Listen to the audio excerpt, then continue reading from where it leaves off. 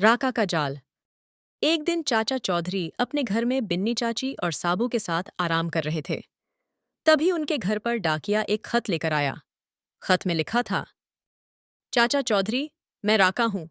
मैंने शहर के बाहर जंगल में एक नया जाल बिछाया है। इस बार तुम मुझे नहीं हरा पाओगे। यह पढ़ते ही चाचा चौधरी मुस्कुराए और बोले, लगता है राका को फिर से सबक सिखाने का समय आ गया है।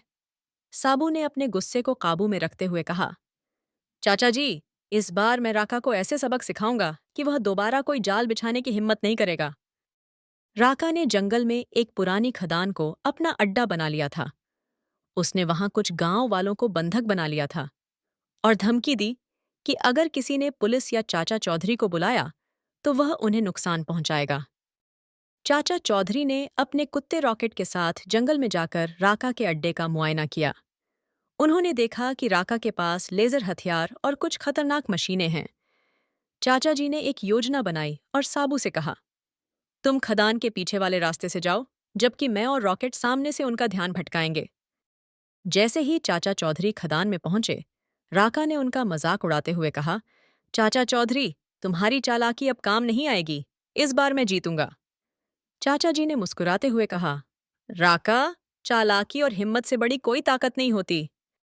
तभी साबू खदान के पिछले हिस्से से अंदर आया और अपने विशालकाय ताकत से राका के गुंडों को काबू में करना शुरू कर दिया। साबू ने अपने गुस्से में खदान के एक हिस्से को तोड़ दिया, जिससे राका का हथियारों का सारा जखीरा मलबे में दब गया। जब राका ने देखा कि वह हारने वाला है, तो उसने भागने की कोशिश की, लेकिन चाचा चौधरी ने अपनी चालाकी से उसे एक जाल में फंसा लिया। उन्होंने पुलिस को बुलाकर राका को सौंप दिया। जंगल के गांव वालों ने चाचा चौधरी और साबू का धन्यवाद किया। चाचा चौधरी ने उन्हें समझाया, किसी भी खतरे से डरने की जरूरत नहीं।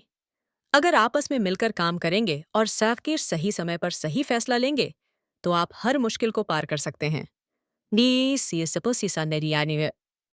इस कहानी से हमें यह सीखने को मिलता है कि चाहे दुश्मन कितना भी ताकतवर क्यों न हो, बुद्धिमानी और साहस से उसे हराया जा सकता है। अगर आपको यह कहानी पसंद आई हो, तो वीडियो को लाइक करें, चैनल को सब्सक्राइब करें और कमेंट में बताएं कि चाचा चौधरी की अगली कौन सी कहानी आप देखना चाहेंगे। धन्यवाद।